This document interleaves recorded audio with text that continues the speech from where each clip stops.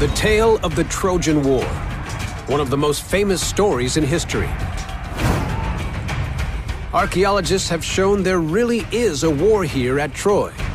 But how does it end? According to the legend, after 10 long years, the Greeks appear to abandon their siege. They leave behind an offering, a gigantic wooden horse. But this gift hides a deadly secret. Stuffed inside are 30 Greek warriors, taking up all available space.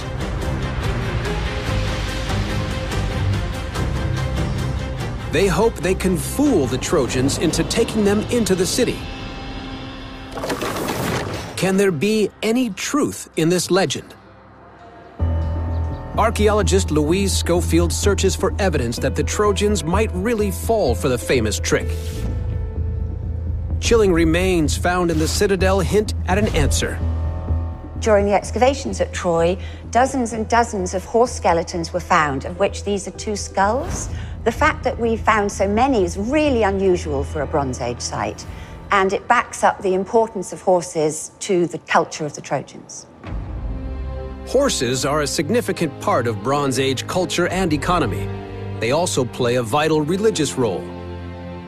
People make statues of them or even sacrifice them to seek favor from the gods. It would make perfect sense that the Greeks would leave a large statue of a wooden horse on the plains of Troy as an offering to their gods. Also, given the importance of the horse to the Trojans, you can see why they would want to bring it within their city and offer it to their goddess themselves. But the legend says that in just 3 days, the Greeks build a horse big enough to conceal around 30 warriors. Could such a feat be possible for Bronze Age engineers? A clue could lie in the nearby town of Çanakkale. When Hollywood decided to make their epic movie Troy, this is the way that they envisaged the famous Trojan horse as looking, made of the remains of several dismembered Greek ships. The Greeks are expert engineers and boat builders. Louise believes they used this incredible shipbuilding talent to break the terrible siege of Troy. I don't think they could have built a wooden horse from scratch in just 3 days, but they had their warships and they could have dismantled those to build such a horse. But is this replica horse the right size? Wow, this thing is huge. It's nearly 40 feet tall. I wonder if it would have needed to be this big to house 30 Greek warriors, or whether it's a Hollywood exaggeration.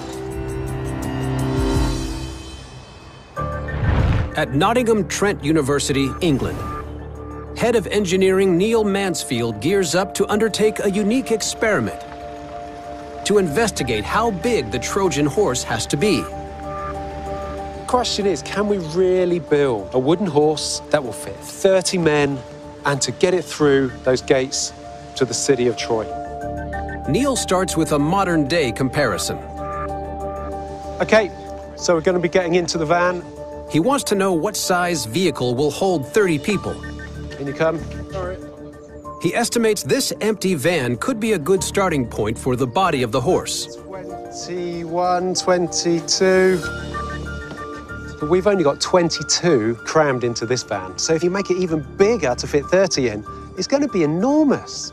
Feel the heat already up here. Neil wants to know what size the horse needs to be and whether it will fit through the city gates. What you up to? He works with human ergonomist John Lovegrove. So how big does a Trojan horse need to be to fit 30 Greek soldiers inside? That's a really good question. The first thing you have to do is think about the size of the people inside the horse. Skeletal remains show that 3,000 years ago, the average Greek soldier was around 5 foot 7 inches tall. They would be fit, smaller than today. Next, John works out how the Greeks would design their horse. He bases his model on a ship. In this model, I've placed a boat hole inside the horse and then sat the Greek soldiers side by side down both sides of the boat. And in the centre, we were able to put a third row. And while the soldiers are in here, Yeah. they probably wouldn't be wearing their armour. No. Storing their armor separately would keep the warriors cool and prevent them from being heard by the Trojans. So if we put them all together, how big is it? We had an approximate height of 5 meters to the back of the horse, and then 6.5 meters to the head. So 15, 20 feet, that's pretty big. Yeah, it's huge, Yeah. Question is, would that fit through the gates of Troy? Archaeologists think the main gate at Troy is about 13 feet wide and 16 feet high, with a mud brick arch over the top. At 20 feet tall, John's design is too big. But he believes with some adjustments, the Trojan horse could be a success. It could have been that the Trojans removed the top of the gates of Troy to allow the horse to pass through. Or I personally think that it was actually a much smaller group of soldiers. According to the story, all this squad needs to do is overpower the guards and open the city gates. So you're saying, with fewer soldiers, we get a smaller horse, it fits through the gate, and that would have worked? Yes. John's new design shows the ingenious Trojan horse really could be the stealth weapon that ends the brutal siege of Troy.